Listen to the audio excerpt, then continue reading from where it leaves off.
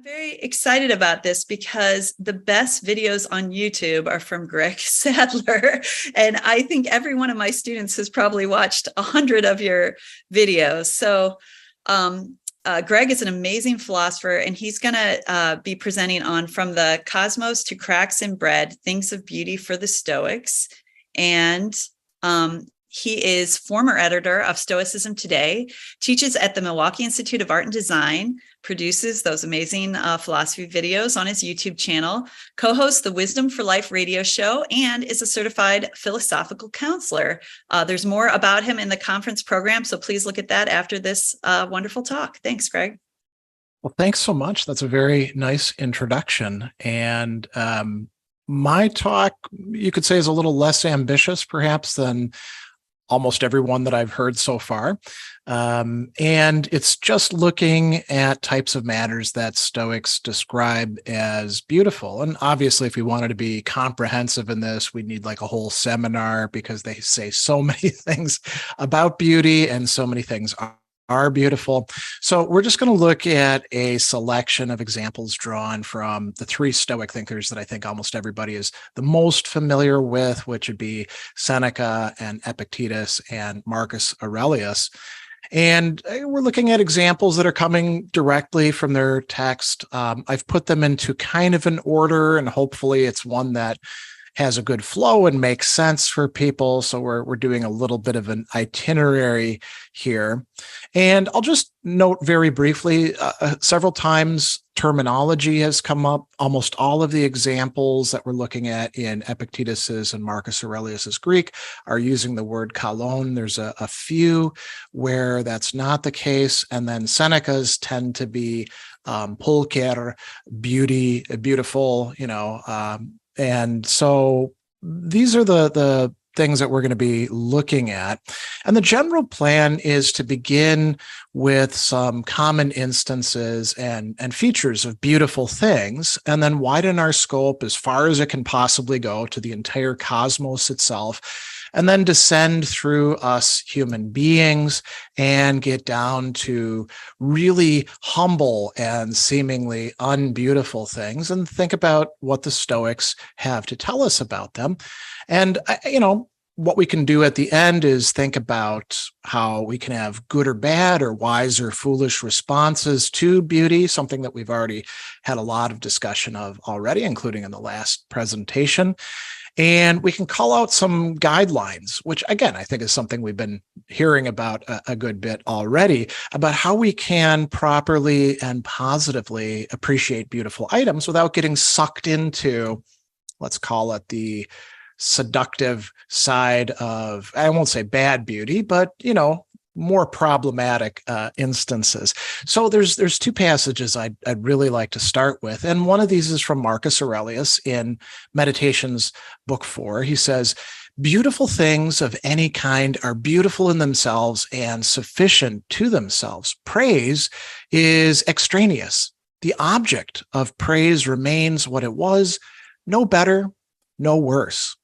This applies, I think, even to beautiful things in ordinary life, physical objects, artworks. Does anything genuinely beautiful need supplementing? No more than justice does, or truth, or kindness, or humility. Are any of those improved by being praised or damaged by contempt?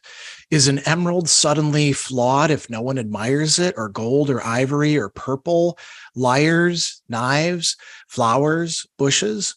And so what we've got here are references to beautiful things in what he calls ordinary, or we could say even common life, koinoteron, the most common sorts of things that we're all accustomed to calling beautiful. And so, he talks about emeralds and other precious things. Now, that's changed culturally over time. Not too many of us are walking around with gold or emeralds or anything like that. And we can reproduce some of these things by industrial processes. So perhaps their value has come down a bit. But, fine works of craftsmanship, like a great musical instrument or a knife, or pick whatever else you want. We go into people's houses and we talk about the moldings as being beautiful, or, landscaping, gardens, all of these sorts of organic things that we look at. We might think about beautiful animals as well. And notice the point that he's making here. All of these are beautiful in themselves. They're sufficient in themselves, whether we praise them or show contempt for them or just ignore them entirely. So, as many of the speakers have noted, beauty for the Stoics is something that's real. It's out there. It's available to us, even if we don't necessarily have the right kind of subjective responses to them. And that would be the praising or grasping it. And notice as well that there's an analogy that's being drawn here with justice, with truth, with kindness, or better put, goodwill, eunoia, and shame or humility, eidos, these moral qualities that we're looking for in people. So that's a great stage setter. And then Seneca adds something that I think is really good to remind ourselves of. And we're going to talk about this a little bit more in the end. In letter 76, he says that sometimes from an extremely beautiful object, one experiences great joy, even in a tiny space of time. So out of something that is really striking us, we have gaudium, joy, which is one of the good emotions, right? For Stoics, this is a proper affective response to things. And notice that he says, even if just for a short time, tempore ac brevi in Latin.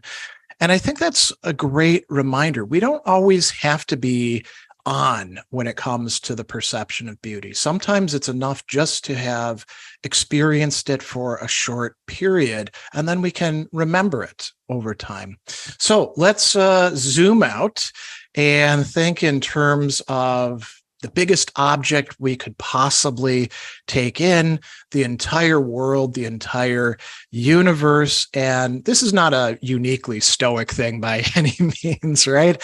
It's other philosophers before the Stoics are looking up at the heavens or looking at the earth and saying, holy crap, is this beautiful? This is amazing. Let's take this in.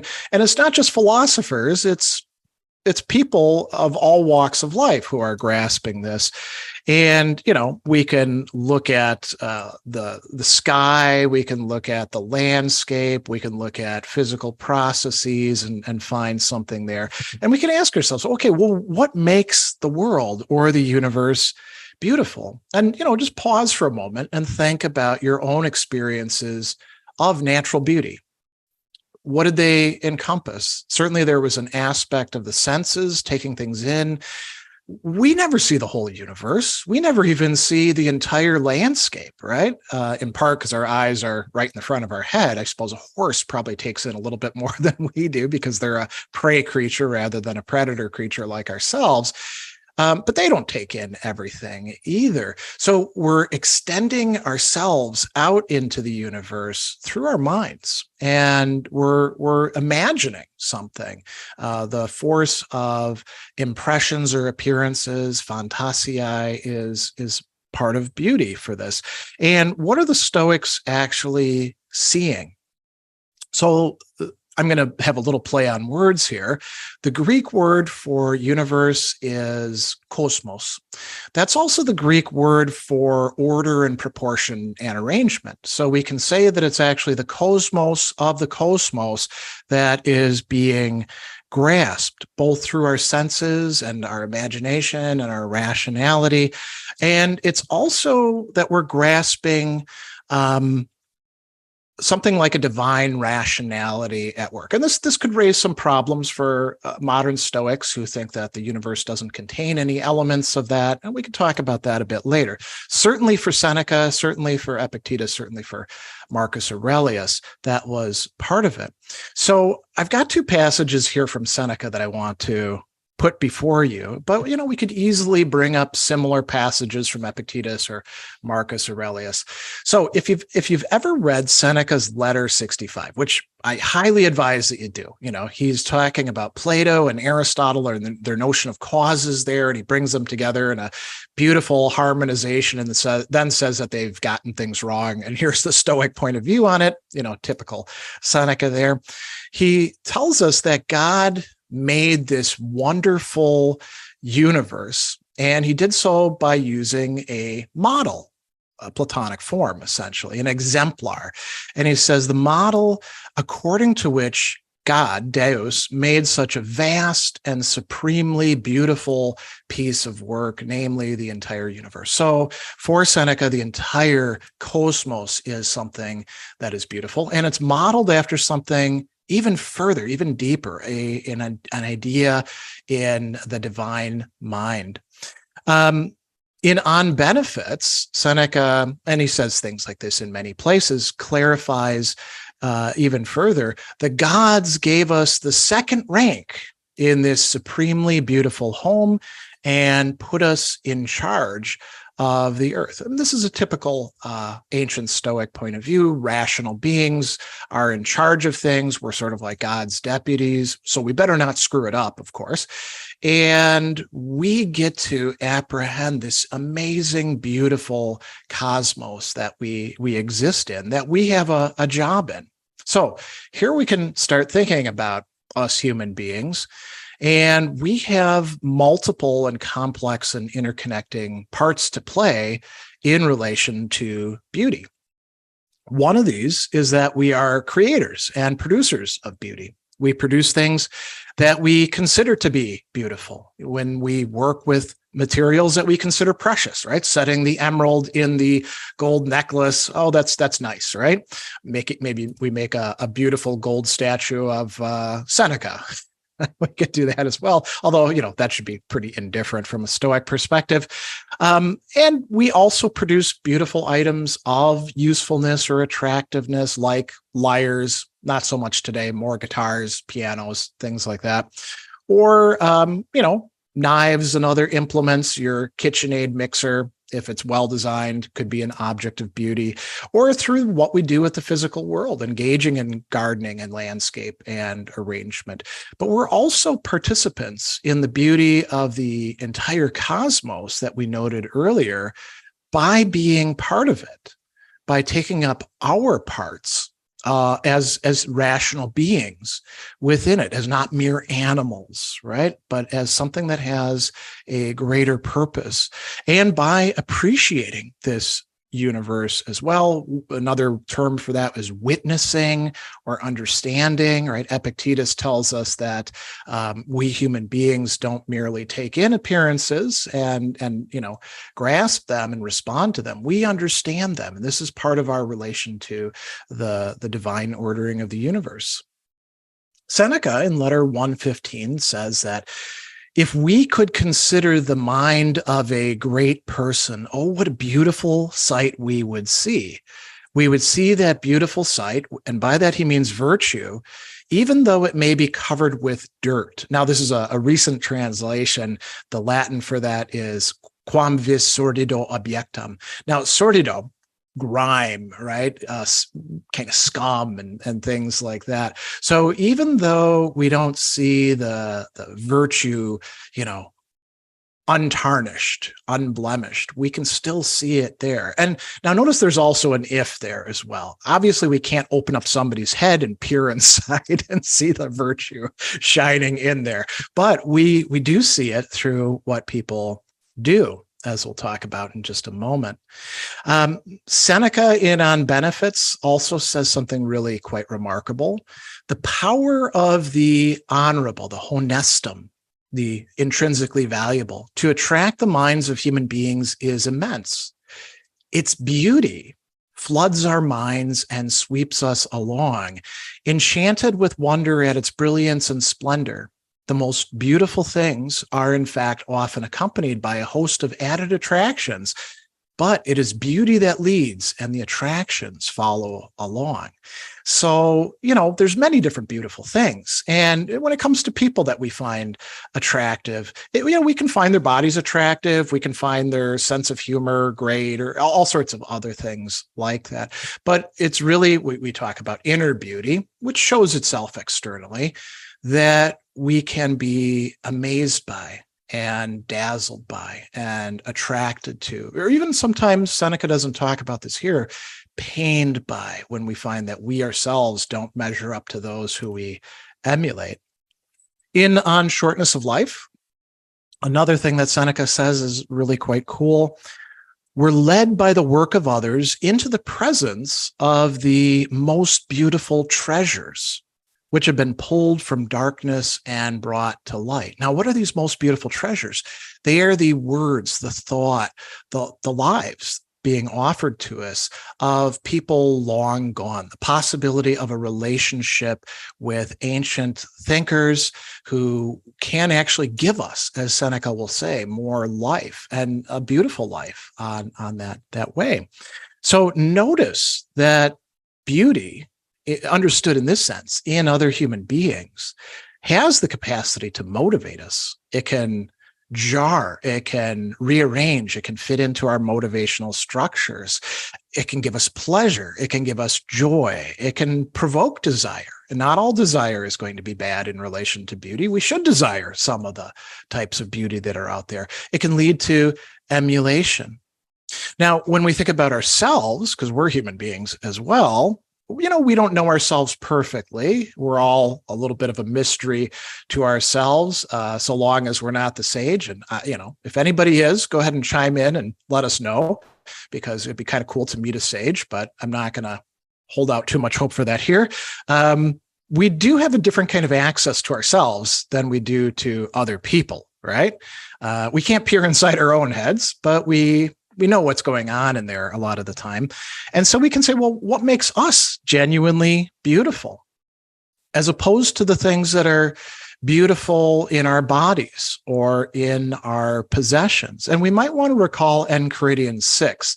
There's a really funny passage there. Epictetus is going to say, if a horse wanted to get worked up, literally elated, epairomenos in Greek, because it realized that it's beautiful, which I suppose could happen. It doesn't happen all that often.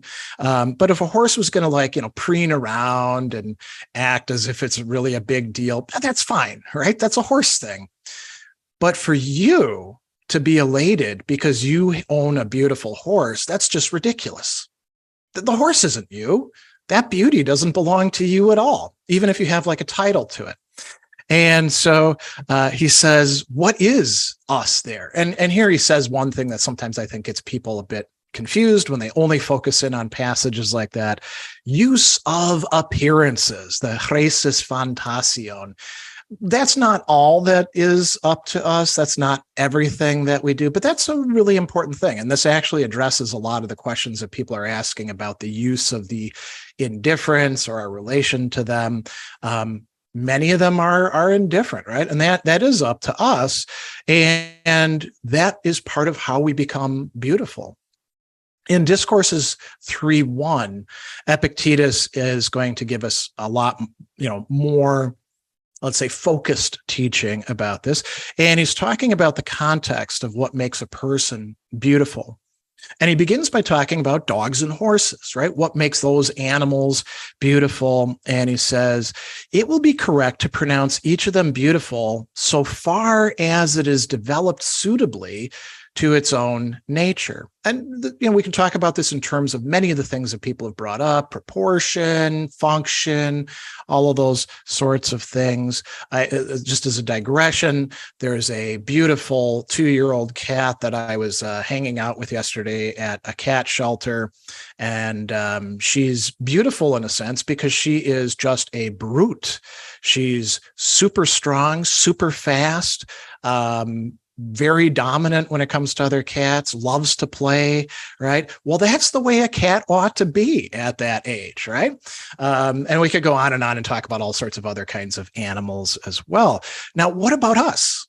We're not dogs or cats or horses or any of those sorts of things. So he's talking to a guy who comes into his school and he's a little bit too dressed up, a little bit too put together.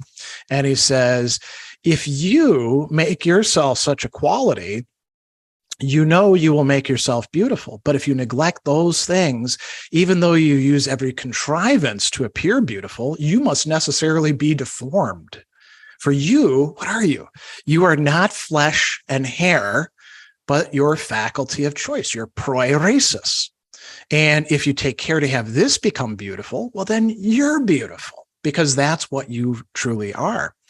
And so if we want to be beautiful, we have to think about our rational and social nature, about the virtues, about our character, about the use of appearances and indifference, and about our relationships and roles, our connections to other people. And notice, going back to another theme that came up at the very beginning of this conference, these things are up to us. These are within the scope of our, whatever you want to call it, control, power, business, the epumon, right? Hemon, rather. So notice that there's interconnections here. We haven't just started with the cosmos, and then we got cosmic beauty, and then the beauty of other people, and then our own beauty. These are all interconnected with each other, right? We take part in society, we take part in a cosmos as rational beings, and that means developing the virtues. That means making beautiful choices. That means sometimes also finding the spots of ugliness within ourselves and looking at those and figuring out how we're going to address those. And now we get to things that might be a little bit ugly or have the potential for that. Marcus Aurelius in Meditations 3.2, a passage that we've already talked about a little bit. We should remember that even nature's inadvertence has its own charm, its own attractiveness. The way that loaves of bread split open on top in the oven, the ridges are just byproducts of the baking and yet pleasing somehow. They rouse our appetite without our knowing why. Or how ripe figs begin to burst and olives on the point of falling. The shadow of decay gives them a peculiar beauty. Stalks of wheat bending under their own weight, the furrowed brow of the lion, flecks of foam on the boar's mouth, and other things. If you look at them in isolation, there's nothing beautiful about them. And yet, by supplementing nature, they enrich it and draw us in. And anyone with a feeling for nature, a deeper sensitivity, will find it all gives pleasure, even what seems inadvertent. He'll find the jaws of live animals as beautiful as painted ones or sculpture. He'll look calmly at the distinct beauty of old age in men, women, and at the loveliness of children. And other things like that will call out to him constantly, things unnoticed by others, things seen only by those at home with nature and its works. So notice what he's talking about here. There's this availability of beauty everywhere. We have to make ourselves capable of grasping it. We have to have not just a deeper understanding, but a deeper, the word there is enoion, a common concept that we can tap into as human beings. A feeling, a pathos we need as well. And notice there's, nothing in these things that is going to make us that way. It's up to us and how we look at it. So there's a passage I want to bring up just to tie all of this together, and then we'll jump into some good discussion, hopefully. Epictetus, as you know, wants us to be purple threads. He says, I want to be the purple, that small and brilliant portion which causes the rest to appear comely and beautiful. What good does the purple do to the garment? But to be beautiful in itself and to set a good example to the rest. Now, you could interpret this as, well, there's purple threads and that's great. And then there's the white garment and that's all crap. Don't be a white garment person. But no, it's a cohesive whole. It's not a contrast here of good versus bad or wise versus stupid or anything like that. He is saying, you can be the purple thread and then you provide a good example and you beautify the rest. And I want to say, although Epictetus doesn't say this, maybe we can think of the purple thread person as also one who provides us with an example for how to genuinely appreciate the beauty that's out there waiting for us to grasp it and respond to it in our lives. And so, do we have guidelines for this? There have been a lot of that have been given, I think, that are very helpful here. And so I'm just going to say 3 quick things, and then maybe others will have some guidelines they want to bring up. We do need to direct ourselves towards the right kinds of beauty and to be open to recognizing them. The beauty of the cosmos, the beauty in other people that is not just of their faces or clothing or bodies or things like that. And we also have to avoid certain mindsets that I think are quite prevalent in our own time that want to control or to consume or to commodify beauty. And then the other thing that we have to do is extricate ourselves from excessive and irrational responses to what we take as beautiful. And Epictetus gives us an example of this in the Enchiridion when he says, you see a beautiful body, you've got temperance to help you deal with that, right? You have the capacity to do all of these sorts of things. So that is all that I have for you. I think I've taken up a little bit more time than I was supposed to. So hopefully we'll have some good Q&A, and we can maybe derive some new guidelines as well. Oh, that was so wonderful. Okay, can we do the clap in the comments thing, which is so cool? And you do have some questions. That was wonderful. So I'm just going to start with the most recent. Is there anything imaginary that is beautiful to classic Stoics? Imaginary. Yeah, I mean, so imaginary as in not really existing, I suppose you would say, right? So, yeah, we could talk about narrative figures in fiction, like in drama, right? And it's kind of funny because in a lot of cases, Epictetus will say, the Iliad's just a bunch of connected appearances. We look at these plays, but I mean, Seneca wrote plays, so presumably thought there was some value there. And I think, we could look at fictional characters and at things that they're going through and say, there's some beauty there, perhaps beauty in terms of virtue or other things as well. Like we could say the relationship between people of, say, love could be beautiful, right? You think of Perseus's poem where he has, and I'm not counseling this as a great example for all of us, but Cato and his wife, they've been separated from each other, but they still love each other. Well, there's a kind of beauty there, right? But Cato was a real person, but Perseus's Cato is not real Cato. It's an imagination. So maybe that would be a great question, a great answer. Now the problem is we have these amazing questions lining up. Do you think that the beauty of virtue is one of the core arguments for why virtue is the only good? Oh, that is actually a great question. And I won't be able to explore that fully, but okay. I mean, you do see in a lot of Stoic texts, think about Marcus's reminder to himself in the morning, right? The people who are screwed up don't realize that the good is the beautiful. And so there's this great overlap, the genuinely beautiful. And there is a beauty to virtue, and it's got multiple affective elements to it.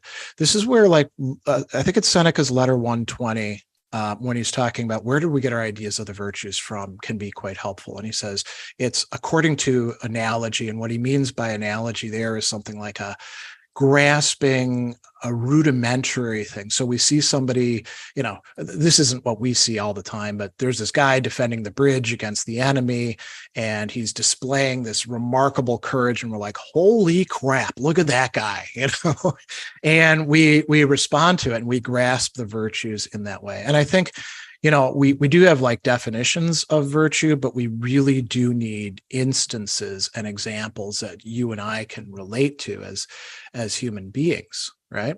So that might play into that.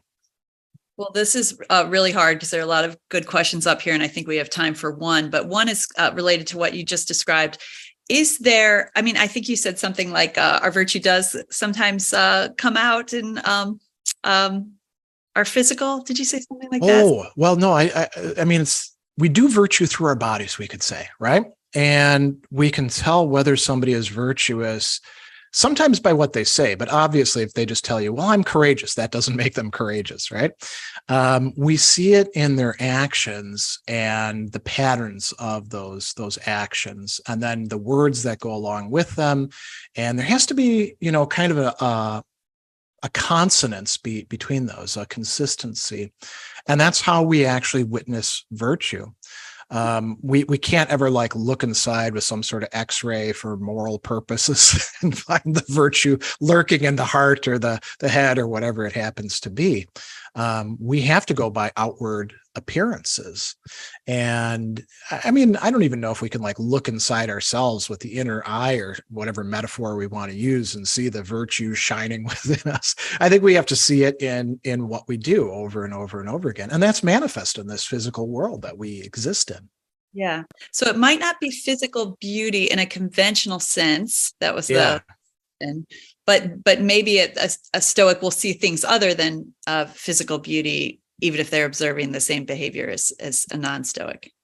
And before we totally run out of time, how you use whatever measure of physical beauty you have could be how you demonstrate virtue, right? Are you like full of yourself and expect people to fall all over themselves doing nice things for you if you happen to be attractive for a little while? Well, that would be unvirtuous, right? Being attractive and yet behaving like a decent human being, well, that would be at least on the way to virtue. So great. Thank you, Greg and Jennifer. That was just amazing. Thank you both. Big round of applause again in the chat. Flood that chat with your applause emojis.